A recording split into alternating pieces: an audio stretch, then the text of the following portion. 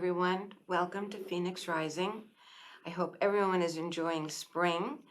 And to have spring, I have two different guests today. We're doing two different shows.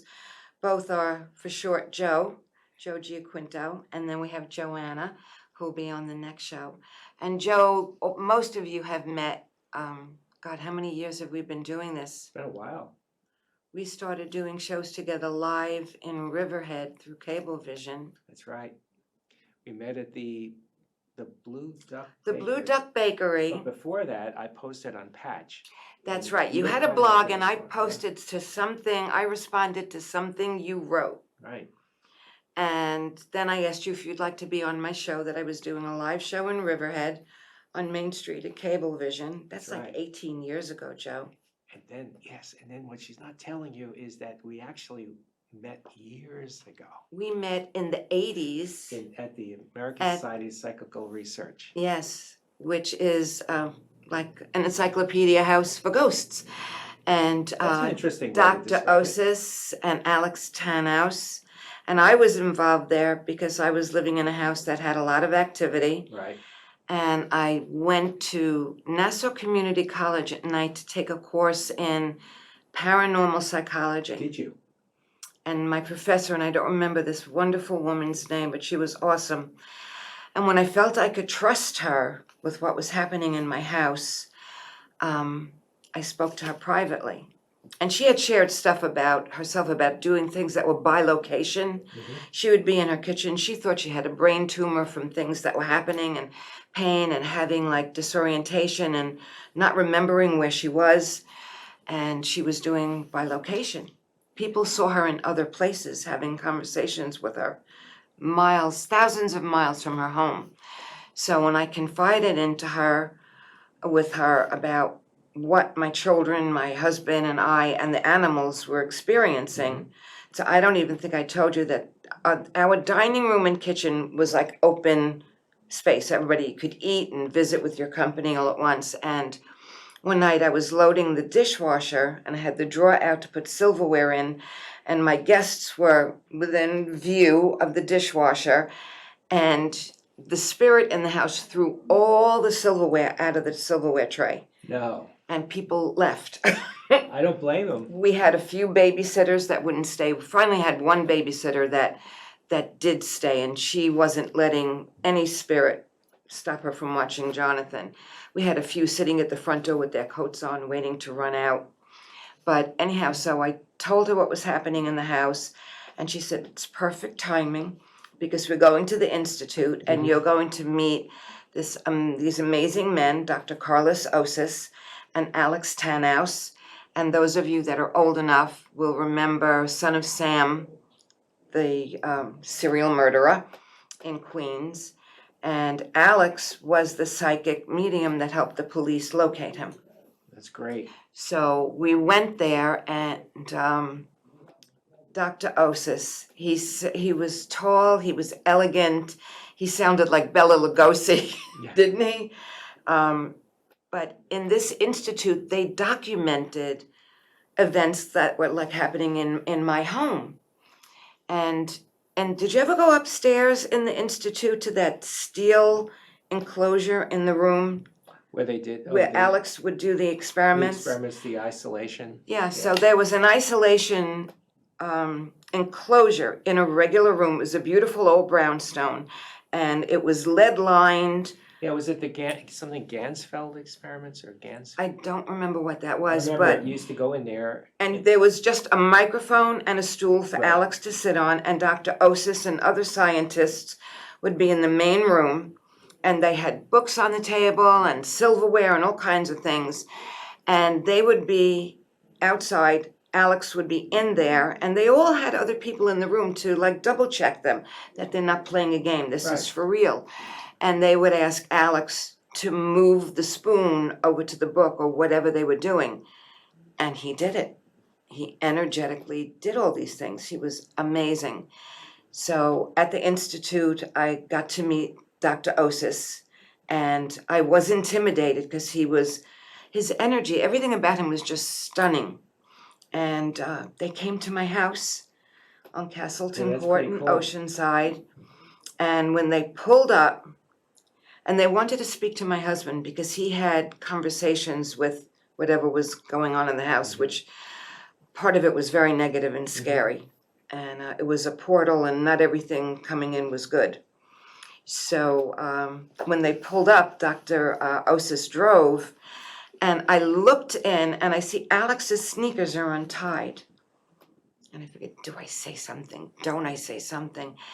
But Alex had the kind of eyes that were he just looking straight, you know those paintings that the eyes look like they're following you? And he was really I stunning. remember pictures of him. I don't know if I ever Stunning met him, man. but I remember did he have a mustache?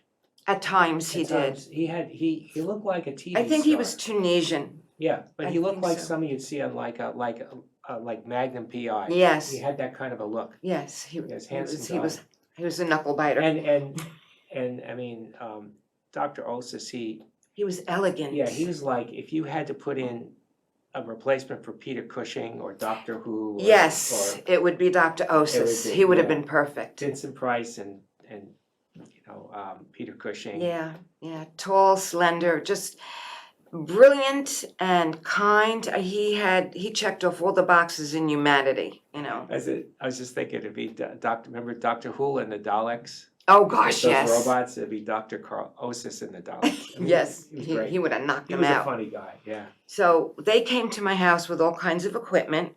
Jonathan was maybe just 2 years old, and we had our special babysitter with us. And Jonathan was wearing baby shoes that were very high on the ankle, because when he was born, he had to have a bar between his feet to straighten his legs and his And my hips out. sister had to have that. And I was not very good as a seamstress or anything like that. And Alex put Jonathan in his arms, and he said, he has insight, don't squash it, help him grow into it and grow into it. And then he smiled at me and he said, the baby has a hole in the bottom. He did, he had a hole in the bottom of his sock. But they would not let us stay in the house when they did their investigation. They came with all their Ghostbuster equipment, and they measured for cold areas, and where they found it was extremely colder than the rest of the room of the house was where her and the male presence, that I assumed it was a male presence, where they were. And we ended up moving out of that house, and the woman who died there wanted to come with us, and my husband had to go back into the house and tell her she cannot come. And that broke his heart, because there was a very strong connection between him and her. And when we bought the house in Hampton Bays, Jonathan walked in and he said, no ghosts here. House had a heavy history, but there were no ghosts. They were just, everyone that lived there got divorced. Wow. Including the people after us. And that was the house that you On had checked, or the one that you later bought? the one that we bought when we moved out. There were no spirits there. It No was spirits. just like an abundance of negative energy. And at that time when we moved in there, I didn't know about clearing and things like that. Yeah, that's what happened to me in Plattsburgh. That's how I got into in 1980. Got into the whole ghostly business. Yeah, the ghostly business. The ghostly business. I had that poltergeist. When you had the upstairs? Yeah. Old boarding house, and chased me out. And, until you have an experience like that. You can't imagine it. When we walked into the house in Oceanside, where this vortex was, my husband felt warm and welcomed. And between us, we had 5 children, and this was a 2-bedroom house. And yes, he was a contractor, but still, you want to move in and have room for all the kids, whether they're staying weekends and going back to the other parent or whatever. And when we moved in, I felt that I walked in that front door, and I physically felt I was thrown back up against the door, like, we don't want you here. Want you there. Yeah. We don't want you here. And they didn't. And David is now in his 40s, we'll leave it at that, and he still remembers what he saw. What did he see again? He saw a man with a crooked head standing in his doorway, and a little girl wearing a dark green corduroy jumper with red hair. And I questioned the sons that held our mortgage, and they wouldn't talk to me about it. They hung up, so I asked neighbors, and they had a sister that died when she was around 7. And she fit the Red description. hair, Yeah, that happened to, I got a phone call from one of my colleagues. She's a very experienced investigator in the paranormal field. Yeah. And she was concerned because they had gone to a cemetery and she had her eyes closed. And she did what would be similar to remote view, where she suddenly saw 3 people. And normally when you close your eyes, you don't see anything. But it shook her because she suddenly saw these people clearly as if they were standing right in front of her. And then she called out to her partner, who she described the people and the names and everything. And he said that what she described was matching exactly what he saw and what was there on those headstones. So basically, I told her she had moved up to a higher level where now the spirits were they'll show themselves to her. Show themselves, but because sometimes when I'm at night, usually when you go to bed at night, some people dream a lot, some people think about the world, the day, their next job, whatever they have to write something. Some people just zonk out, Yeah. But it's not unusual for spirits to pop in. When your eyes are closed, you'll see faces pop in. And you could just tell them you don't want to be bothered. Right. But for and her, then they might say, but I have something I have to tell you. exactly. I gotta tell you. Well, that's it. A lot of this business is about setting boundaries and knowing your own limits. You and Josephine have talked about that for years. Yeah. But she was very concerned. I kind of said, congratulations, you've moved up. I said, but don't worry, you just set boundaries, and if you don't want to. And she'll settle into it. Yeah. But what surprised her the most was the fact that she didn't see an apparition like you're in a haunted house and you suddenly see a ghost. They came to her through her eyes being closed. And she said everything was covered in she saw like a reddish veil. And I said that, if you look at the sun and you close your eye, like when I go to the beach when I was a kid, you always play games, the sun is out and everything. So if you close your eyes, but don't quite close them, just a little bit, the sunlight comes through, everything looks reddish because it's going through your eyelids. Yeah. So I think what the spirits did in that case was there was just enough light for them to use that light energy from the sun filtering through her eyelashes to create the images of them. Where if it was full daylight, your eyes are open, it's very difficult for a spirit to create an apparition because they're competing with all this sunlight. Yeah. So it's all about energy. And also, it's like sometimes they can come to you as, when you see the road and the road is very hot and it looks like the steam is coming up. Yes. They could appear in that, like that kind Absolutely. of shimmeriness. Yes. Steam. In fact, I don't recall her name, but years ago there was a lady who did spirit photography where she would use steam from a pot or a kettle, and she would just have the steam coming up, and then she would see spirits' faces and things in that. Where I use more of the reflective surfaces, and light and shadow and position of where I am. love when we do those shows. Yeah, and I'm working on some new materials, maybe the next show. Yeah. And if anybody wants to see some of Joe's spirit photography, go to the page, Phoenix Rising, and scroll down, or go to LTV, and type in Phoenix Rising in the drop-down screen, and then just type in Joe Giaquinto, and the shows with you will all come up. And cool. And it'll say whether or not we were doing the Ouija board or spirit photography or EVPs and stuff like that. Yeah, and so today, when we have in a few minutes, I want to maybe talk about some funny things that happened to you. Yeah, and first, and I want to talk about a little bit with the spirit photography, how spirits communicate with us and how they can utilize our senses, but also in creative ways. But first, I want to say about this premonition I had. Yeah, was it premonition or a dream? It was a premonition. Okay. It was a dream. It was a dream with a premonition. Okay. So I'm not sure what you would call that. Maybe you could give me the proper name for that. No, but I can't. I have lucid I'm not that dreams. proud. Yeah. You're great. You're great. You always help me get out of trouble here where I hang Sometimes myself. I try to get you into trouble, Yes, but you that's do. okay. Yeah, so I have very lucid dreams. I've had several out-of-body experiences. So at night dreaming, I have a lot of recurring dreams, but this one was different. I don't have a lot of premonition type dreams, but one night, and it was like maybe in the early morning hours, maybe 1:30 in the morning, 2 o'clock. I'm not sure what the time frame, but I must have been in REM, or I was in the deep Right. sleep. And I had this very vivid dream that somebody was telling me I had to go to Washington, D.C.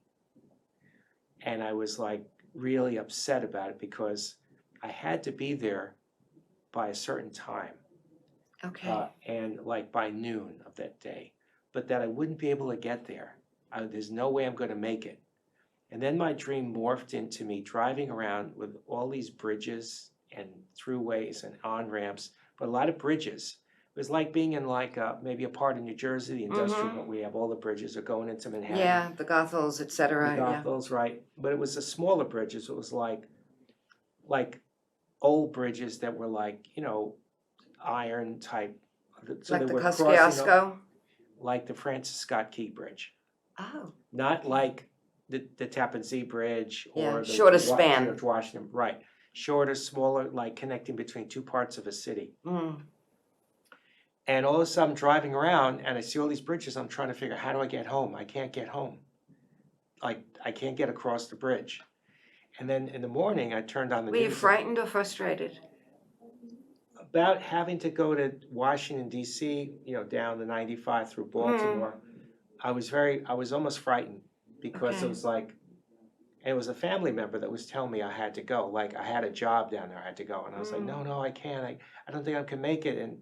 And I was very stressed about it. And then again, I'm driving and I see all these bridges and I'm trying to go over the bridge. I can't find my way home. And then I wake up and I turn on the news and found out that that cargo ship had crashed into the Francis Scott Key Bridge. And the and story yeah. after that the bridge collapsed and people died. And it was just, it hit me so I got hard. goosebumps from you. Yeah, it was really, And I don't know if I could find this young lady's name. She's not in the States.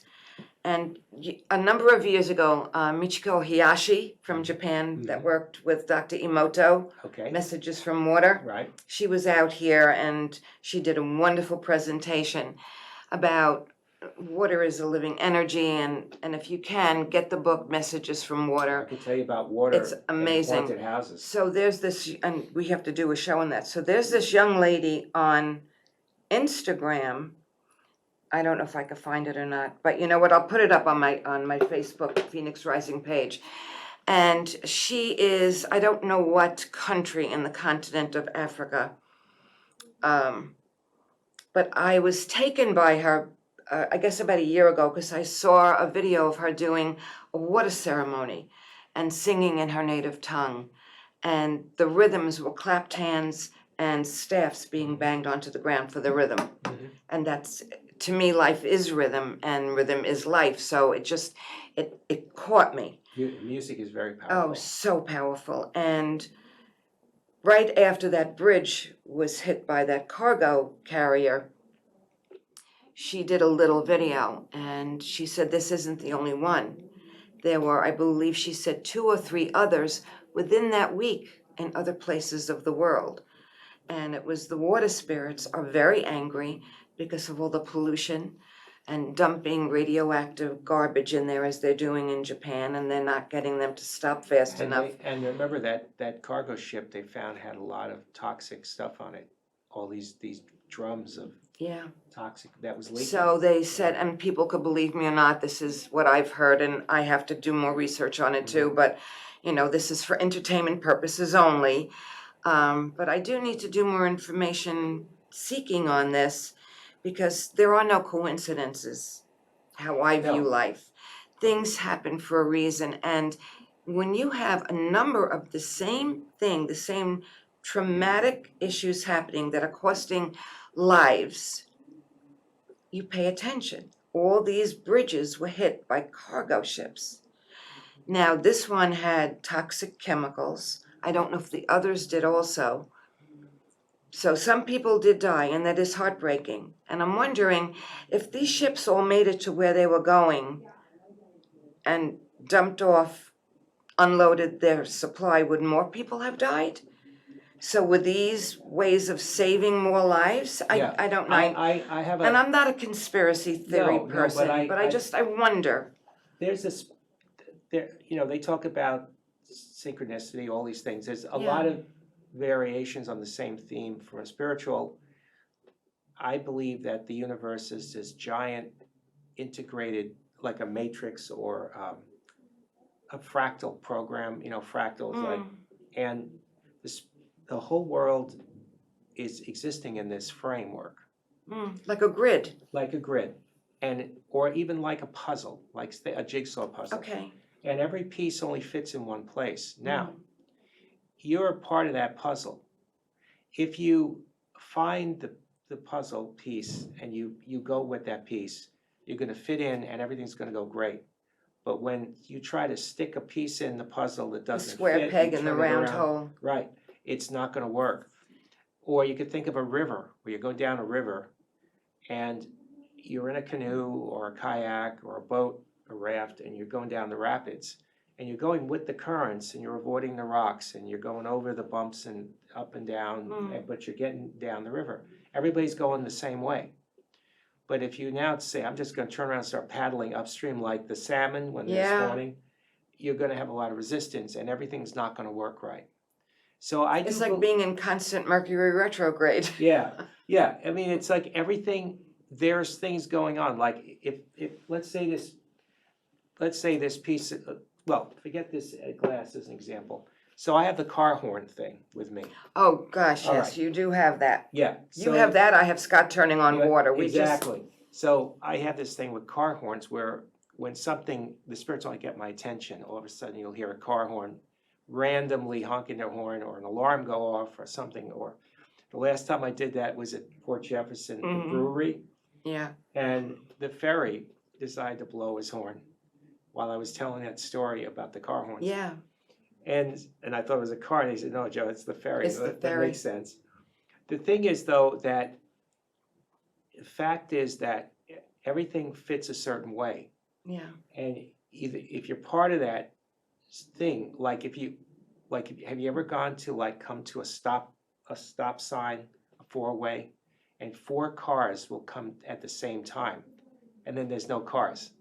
It's like everything has a certain track. Yeah. And if you get in that flow, it's going to take you someplace. If you don't, someone else will get in that flow and take that spot. Yeah. So if you have an opportunity, a job offer, or you meet somebody out of the blue, there's a reason for it. If you don't take that opportunity and just say, oh, just coincidence, then that's going to go to somewhere else. But that person was there where they were supposed to be at that time. Right. So we all know I left last April, a year ago this week, I left a job I was at for 10 years at Brown Harris Stevens. And we're still like family. And I'm very close to a lot of the people I remember there. you had Love them. And I left there to go to another brokerage, which only lasted a few months, and they'll remain nameless right now because they were not. Didn't work. They weren't functioning on a level where I was comfortable. I'll right. leave it that way. Right. If you want to know what they did, call me. No, I won't. I don't want to give it energy.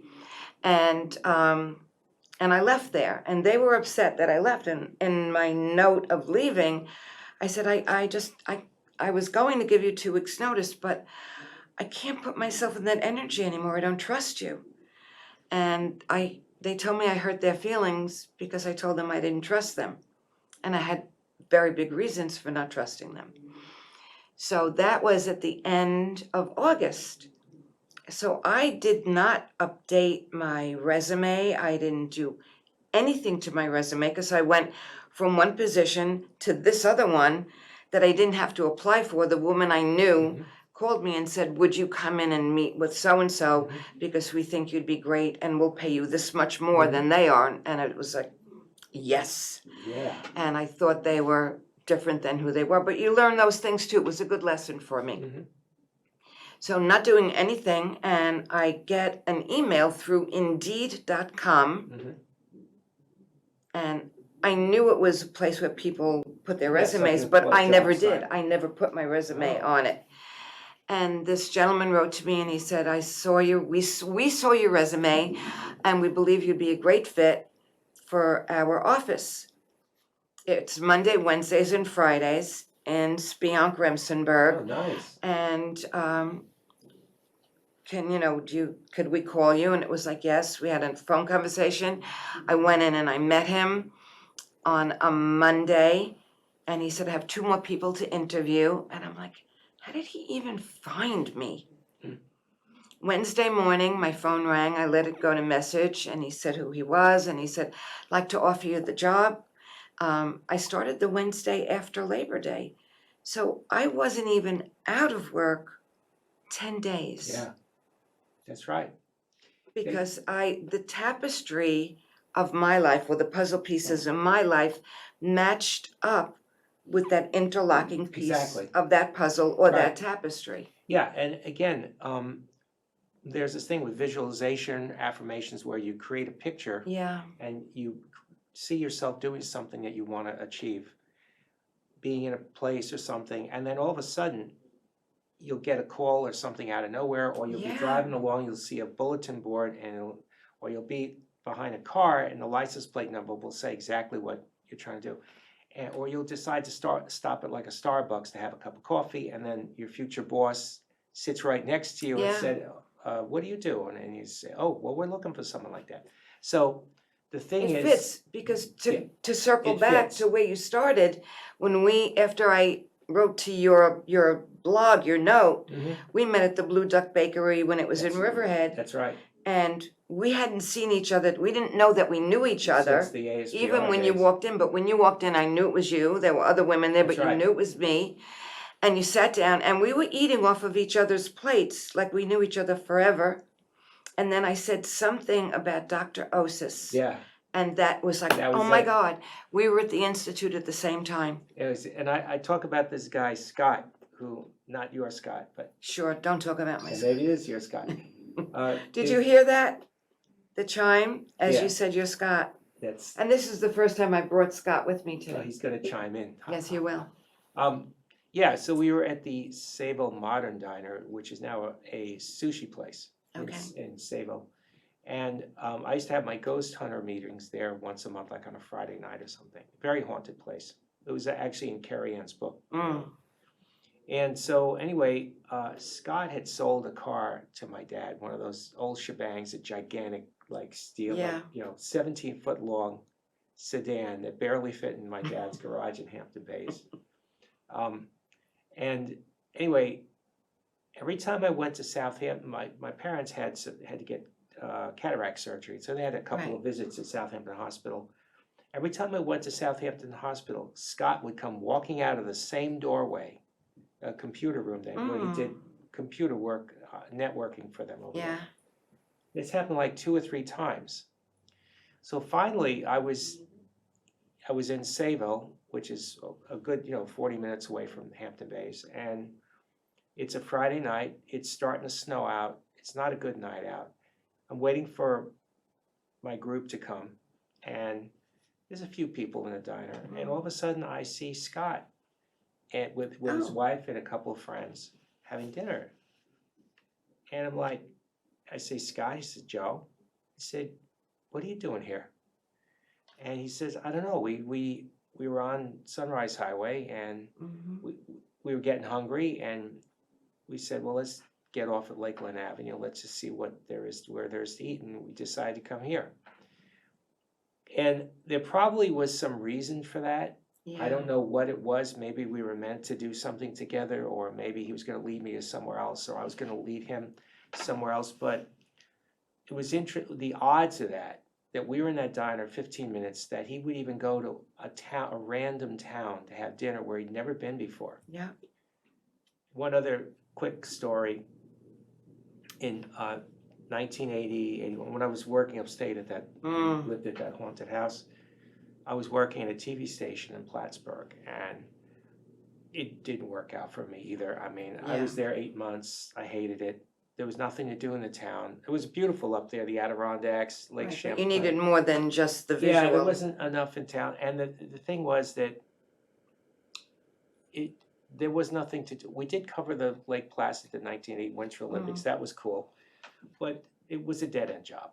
And even my boss at the time, he told me when he hired me, you're not going to last too long here. It's a dead. You're going to be soldering circuit boards. There's not much to do.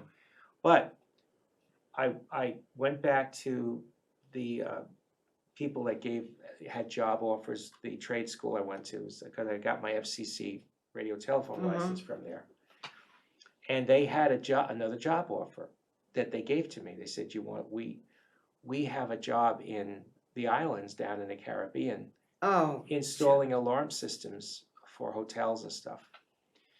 And I really didn't want to go to an island. I mean, I'm a New Yorker. The idea of being on an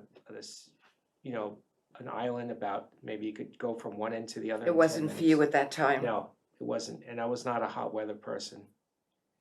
But there was a fellow there that was close to retirement at the TV station. And we were talking about it, and he said, my dream job, my wife and I wanted to retire in some island community, but I could still work, and he was an expert at the equipment and everything. And I said, I feel like I should give you this job. So I called the people down in New York, and I said, I'm not interested, but I have someone that might be qualified. And he said, great. So I put him on the phone. And then I was about to leave, and before I left that job and came back to New York to look for work, I asked him how he did. He says, Joe, thank you so much. He says, sweet. We did the interview. I got the job offer. We're moving to wherever it was. I don't know. It was Bermuda or wherever. But he said that was their dream. That he was so happy. And that was mine. I was just part of that. That was your part of that puzzle. That puzzle. I was just that conduit. Yeah. See, I'm getting you back to water again. Yes. Conduit, water. Conduit, yes, so much the water thing, really. Yeah, Scott did not blast me this morning, but for some reason, I brought this photograph with me to show to Joe that this was taken on the day of my naming ceremony, July 18th, 1999. And Scott and I had only met once before, and we did not plan our outfits. I was wearing a white dashiki top and white dashiki pants, and that's what he was wearing. He also wore a lion's head ring like I wear. And the interesting thing is, right after I met him, we met at Borders Books on, it's in Sayville. I don't remember, Johnson Avenue. And there's a Panera there now. Oh, yes. Yeah, so we met there. And I'll talk about the meeting another time. It was something. So for whatever reason, I invited him to my naming ceremony, which was the following week. And he said, I would love to. So I got home and I called Jim Fargiano. I know Jim, yeah. Yes, so those of you that don't know, Jim is also a wonderfully darling person who's very gifted, been around a long, long time too. And he used to own Royal Stationers in East Quogue. That was where I first met him. I used to go pay my utility bills there. And that's just about the time that he came into his own of his gifts. The mediumship, yeah. So I got back. I was living in Calvert, in Cutchogue at the time. I got home from meeting Scott at Borders, and I was filled with so much energy. It was like my feet didn't even have to touch the ground. There was just something here. And I dialed Jim. And I didn't have my naming ceremony yet, so he didn't call me Phoenix. He said, hey, Liz, what's up? And I said, I have to ask you. He said, yes, he's the one. He said, I got to ask you something. How did you get this number? I said, this is the number I always call you on. He said, no, this is my private house number. I never had his private house number. It just went But through Spirit, whatever Spirit did with me dialing him, Yeah. dialed him, and he said, without asking anything. He said, he's the one. He's the one. I'm glad he didn't tell me that it was not going to go for as many years as I had hoped. But the fact that we were together is, and he's gone many years now, but he's still with me. Now, I was just curious, how long has he been gone? He passed in 2002. It's gone 22 years. Okay, 22, all right. I can't, to me, it's like he passed last week. Yeah, I was just trying to figure out the 12. And when he came to me, the day that he was passing, he was in the hospital and I was in West Hampton Beach. That was the day that he started talking to me, that I was channeling him and I didn't know what was happening. When he had been put into the coma, I started getting headaches and I didn't know what they were, and I worked at Stony Brook. And all the doctors would come in to Dr. Jabers and say, let's get her, let's do the, the this, that, the other thing. And no one could figure out where the headaches were coming from. So the day that his daughter called me and she said, Mom, you gotta come. Dad's not coming out of this coma. I got into my stick shift Volkswagen in West Hampton, went to the West Hampton Beach post office, put my mail on the passenger seat, and I'm headed toward Bayshore. And it's like, oh my God, the headache is starting. And I'm doing like 70 on Sunrise, and I want to get there to help Lisa find his insurance papers and stuff like that, his daughter. So I'm driving, and it's like, and I'm just so upset. I can't believe I have this headache, and I get the ocular migraines, and it's like, no. And then I hear this voice, and it's him saying, babe, if you would just breathe and relax, let me talk to you, you won't get the headache. And I'm like, all right, so now I'm out of my mind. Now I'm crazy because I hear Scott talking to me and he's lying in the process of passing out of physical life up at Winthrop Hospital. Right. And I'm on Sunrise Highway around West Hampton Beach. All right, I'm crazy. And he said, just listen to me. And I said, okay. What have I got to lose? I'm nuts. They're just going to put me away. And I did not want to live when he was dying. And he told me I had to stay. But anyhow, he said, you got work to do. So I'm driving, stick shift, so I'm already in fifth gear. And he starts talking. And I pick up the mail from the passenger seat. And I start writing what he's saying. And somewhere around Patchogue, I realize I'm not driving my car. And I'm like, okay, I'm not driving. I'm writing everything he's telling me. And people are driving by me. I don't even want to look up because they're going to say, what is going on here? But that was like being in that bubble. I got to his house and Janet Russell had said to me, it was all the energy going through you because I couldn't catch my breath. I was crying and I couldn't catch my breath. And I said to Lisa, I got to talk to you. And Scott and I would go to different restaurants and he would save all the little condiment packages on top of the fridge. And she's cleaning it off. And she said, Mom, this is for you. And I'll show it to you and Joanna later. It's a card. And he never called me stupid, but on the card it said, breathe, stupid. And I came in saying, I can't breathe. And on the back in his handwriting is his phone number. Oh. That's So pretty cool. even to the end, and then I was able to go to the hospital the next day when he did pass. As he passed, that room moved. I felt like I was pushed back, and he was at that wall, and he was like that shimmery that we talk about. Yes. And it was just, what a gift and a blessing to be with someone when they step out like that. Oh, yeah. Yeah, it's the shimmering thing is interesting too, because we were at a little. Isn't that way how they do the weight when someone dies on that very sensitive scale, and your essence, your spirit leaves? No, we saw this. This was a completely different situation, but Walt Disney, they used to do the Magic Kingdom. Yes, with, and that shimmeries from the shimmery wand. with from the fairy or whatever. And Tinkerbell, if you Tinkerbell. please. And we saw this like glittery gold dust around these bushes. It was the spirit. Yeah. But it was at this home in Calverton.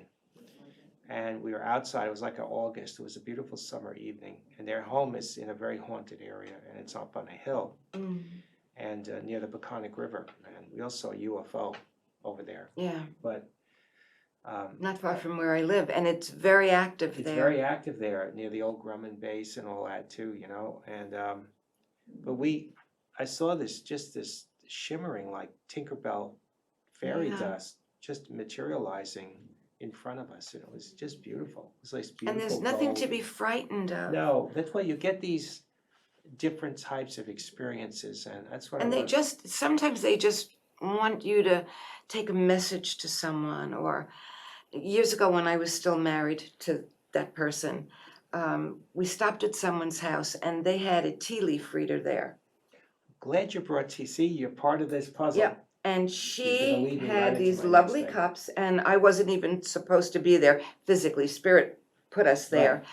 And they said she has room to do another reading. So I went into the room, and she said, "What's your name?" At the time, that's way back, so it was Liz, but that's not my birth name. And she said, "No, that's not your name." And she wrote down what my full birth name is. I'm like, okay.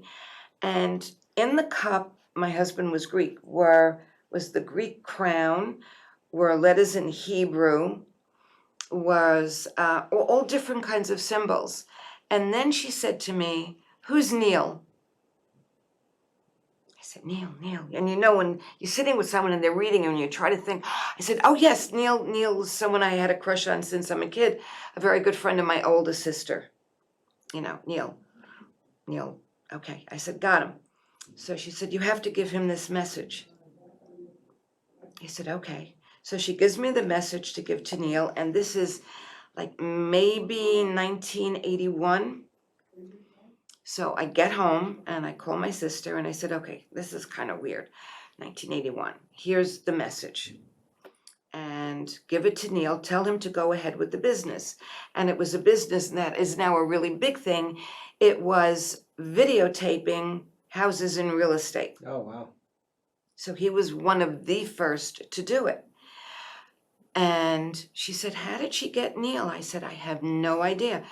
My sister Gloria contacts her friend Neil, and he said, "Kid Sis is right on." He said, "This is what I've been thinking of doing." She says, "Well, the lady she went to that did tea leaves said, go with it." So we have less than 15 minutes. You have to tell people how to get a hold of you. Oh, sure. And I want to tell you. What do we talk about? Yeah, I want to tell you related to tea To leaves. water. Very good. Yeah. All right, tell them how to get you, and then we'll go back to tea Yeah, leaves. you can get me at my website is joegmediumpi.com. Who am I, right? Yeah, so it's just like Magnum PI. Joeg, Joeg, medium PI. I'm glad you could spell your name. This is good. I want to tell you about, so tea leaves, it's Yeah. interesting to bring this up because I've been doing some new spirit photography recently, and what I'm finding now, as happened with my friend who saw those spirits at the cemetery. Yeah. Like we look, the old thing, if you look at a cloud, it looks like Mickey Mouse, but it's not Yes. Mickey Mouse, right? But actually, that's how the spirits help me to see these apparitions in the glass, the spirit photography, the glass reflections. Right. Because what'll happen is I'll look at the random shapes, and all of a sudden, they'll bring a pattern out, just like tea leaves, or a crystal ball, or a scrying mirror. Yeah. You start to see the image appear. When you get out of your own way. Yes, and you have to be very meditative. You have to be, You like have to you be said, open. keep your mind open. But you'll see, and it's a funny thing because, and I know this sounds over the top, but this has been going on for years. So They're But- used to us yeah, here. so when I look at stones like tile, Yeah. I'll see faces. I'm will so appear. glad you said that. Go Yeah, ahead. it's people. Yes. So it's not like looking at a cloud and saying it must be Mickey Mouse when obviously it's not. You're looking at a texture. You're looking Yes. at texture, and what the spirits do as a mediumship thing, a channeling thing, is they will isolate certain textures and shapes and colors so that you can see a face. I mean, I saw one this morning. I was looking at a tile and I saw this woman's face. Mm. I mean, it's anatomically correct. So if you looked at a tile, a random, say, how could there be a face in there? But I see the face. I could, if I had a marker, You or could have I outlined could have it. outlined it, you would have seen it. I'm And so I've glad done it you with brought many of that my up. spirit photos. So this is for you to pay attention to, because the things that So Joe and it's- I it's- talk about, It's happens pareidolia, to it's other people matrixing. too. Yeah, but it is matrixing. It is like your brain is trying to make sense of pattern. So you are trying to fill in the blanks, but you still have to have something to fill the blanks in with. You can't look at a blank and it wall. usually doesn't take a lot of effort. No. I think the more effort is when we get in our own way. When Yeah. I was a kid, my childhood was abusive. It's part of how I got to be who I am today, and that I don't tolerate it for not just myself but for anyone else. You know, I'll be anyone's champion even if I don't know them. Mhm. But so going to bed frightened so many nights, my bed was situated, there were two beds in the room, one of my sisters, the other sister had her own room, but where my bed was, looked out into the hallway, the top of the steps going down to the main part of the house. But on that far wall of the staircase, in the texture of the spackle, plaster, or whatever, was a man's face. A very gentle man's face. And at first it was like, nah, that's not going to be there when you open your eyes. And it's there. And till I grew up and moved out of that house, that face would give me comfort, that I felt that I had a guardian angel looking over me. You know, so there's that texture. Yeah, and I think about that and say, so if I'm making something up there, well, it's no different than an artist looking at a landscape. Isn't it using our imagination? That's right. And our imagination doesn't It mean works that well with the something's spirit world. false. You know, a lot of people think, well, because when we do meditations, visualizations at the Long Island Buddhist Meditation Center for the Reiki circles, etc., Mhm. you know, or we do it, you know, on TV and radio shows to have people close your eyes and use your imagination. Because what you're doing is you're creating what you want to live. And as you said, it's a conduit. You become a conduit Yeah, for this it's so pathway. beautiful. Yeah, it really is a lot of fun. If you journal these things, I've talked about this before, Mm. you'll be amazed how many coincidences are, and the coincidence will get even better. Now, if you take some visualization, you write down some things that you want to achieve, Yeah. then the universe will steer you towards those opportunities. We should do a workshop up at my office in that beautiful conference room, That'd be cool. prosperity workshop. I like that. And where my office is the old Where is post your office office? in Riverhead, Hmm. the old post office on West 2nd Street. Oh, really? And Oh, okay. the I know where that is. main, there are two conference rooms, and the conference room that I really like to work in is on the main level. They renovated the building a number of years ago. It's really beautiful. But they took the vault door and they enclosed it in, I guess, plexiglass kind of see-through thing, and these great big cushy chairs around it, they so I made could it have. into like a conference table? It's a conference table, that's the cool. vault. What a perfect place to do prosperity workshops. Wow, that's like the And energy. when I did the last prosperity workshop, I printed out like blank make-believe checks from the computer and I handed them out to the people. And I said, write down a check to you from the universe. And then we did the workshop, you know, and everybody did their questions, answered what they want, you know, where they are in their lives and stuff like that, where they want to be. And I said, now write another check. You know, do you feel differently now? Write another check. And it was so interesting to see how people limited themselves. All right. $100, $1 million. I only need $150. Right, yeah. To limit the universe, it's there for us, and it's a lesson I need to learn also. The only limitations placed on me are placed on me That's by right. me. Jim Carrey, the actor, there's that story He where, talks about that too. yeah, he stood at that famous scene, the Hollywood Hills, where they see LA and Yeah. they always have like people go up there to be romantic. It's a Mhm. famous scene. All the movies they use that same scene at night. Anyway, Jim Carrey went up there and he wrote himself a check for $1 million. He said, one day I'm gonna get this, they're gonna pay me this money. Yeah.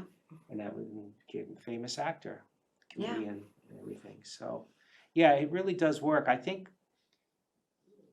sometimes the challenge with people is not so much that you believe it would work, but picking something and starting with it, because Mm-hmm. I'm an Aquarian and I tend to go all over the place. So I have all these great ideas, but I have to focus on one or two or Yeah. three. You And got do to put on something. your heavier boots, stay in one place for a little Exactly. bit. So, yeah, it's an interesting, life is very interesting. It's an amazing journey. It really is. Then when you think about the fact that the star, the sun that keeps us alive, is not going to last forever. Mm-mm. It's But I believe that we'll be somewhere else then. I think so too. You I know, think and I this- believe we come back and the people that come into our lives have been with us before, and that it's like a soul tribe. You keep coming Oh yeah, you back. keep coming back. You're in a different rent-a-car, as you talk about. Mhm. You know, so maybe we rented from Avis last time, this time we're doing Hertz, you know, or whatever. Yeah, people, the souls keep coming and going, and so if you think about the spirit world, even if the sun disappeared and the earth was no longer habitable, the spirit world would still exist because it's non-corporeal. It's not a physical body Right. relationship. So the spirits would just end up doing something different. And if you think about it, this isn't the only universe. This is not the only sun. It's This no is way- our sun, and we're very attached to That's it. why I find it, not to be religious about it, but how can you not believe in some greater being or Mhm. life or some heaven or something else greater than our world? I Right. mean, how many hundreds of million universes or Are stars are there? And so Galaxies, how many? our dear galaxies? Lee Moorhead, who Yeah. was my mentor before I even knew she was my mentor, she blew me away, and her daughter Dana is up visiting, helping out family. And I got to have breakfast with Dana and her sister Dawn the other day, and I'm going to see Dana before she goes back down south in a few days. And she doesn't believe anything about spirituality. Right. She is an atheist, very proud of her belief system, and I honor that and I respect that. But for me, it's so funny to have a mother like Lee Moorhead, who is so connected to the other side Mhm. that you just know. So when Lee was passing, you know, we talked the other day when we had breakfast. I said, that is one regret I have, is that I didn't wake up when Lee was calling me to say goodbye. But I guess I wasn't supposed to, because I Right. would have been upset, crying and stuff like that. But just the thought that she called me to say goodbye. And so when she was passing, she said to her daughter, well, I'll get to see Andy, her deceased husband, and this one and that Right, one, that's right, yeah. you know, before you do. She said, and you'll be surprised when you get there, you know. Yeah, well, Yeah. that's it. You get Yeah. to see a lot of people. You get to see your pets. Right. And it's really an interesting, as you said, it's an interesting journey. And, So next time we do a show, I want to read this thing about death and dying, because you and I always go back to that, Oh, which yeah. is no surprise because of what we do. So we have a little more than 2.5 minutes. Are there any words of wisdom? And then I'll just have everyone close their eyes and do a little breathing. yeah, I would say keep your feet on the ground, keep an open mind, and when you get a sign or a message, follow through with it. See Okay. where it leads you, because it's an exciting journey. We don't know. One disadvantage we have with the spirits is because we don't see them. Yeah. We don't know what they're thinking, what they're saying, and But they're so always with us. they're always and they're trying to help You us. ever feel that little cushion in your bed, the side of the bed that goes down? Lolita's gone 2 years now. Mhm. And once in a while, that little section of bed, when I'm in it, Was that a pet? yeah, that was one of the kitties, one of the Oh. trio, that section of bed of the mattress will go down. And it's like, okay, I know my girl is here. Yeah, I think there's so many signs they give much. us. Yeah, Yeah. so it's a lot to wade through, but it's fun. We do it. I thank you so much for coming back Well, thank you. again. It's great. And you better look come forward to back next again, time. because we have more to talk about water. Yes. So, and I'll put that video up on my Phoenix Rising page about that young woman from Africa. So if everyone would just get comfortable, and while you're getting comfortable, I want to thank you all for supporting the show, watching the show, and everyone at LTV. You have my heart. You're always so good to me. You guys are awesome. You rock. So close your eyes. If you can, put your feet flat on the ground, on the floor. Take a nice deep breath in through your nose. Hold it for a moment. And exhale from your mouth like you're blowing that little wishy dandelion away. And take just a moment in the quiet. And as you're breathing in a nice, slow, deep breath, gather up everything inside of you that doesn't belong to you. Things you pick up from other people. Gather it up, and exhale it to be transmuted and transformed. I send you all unconditional love, light, and blessings. Thank you again for being with me. I love you all. Namaste. May the blessings be. And do some nice anonymous deeds of kindness. Take care.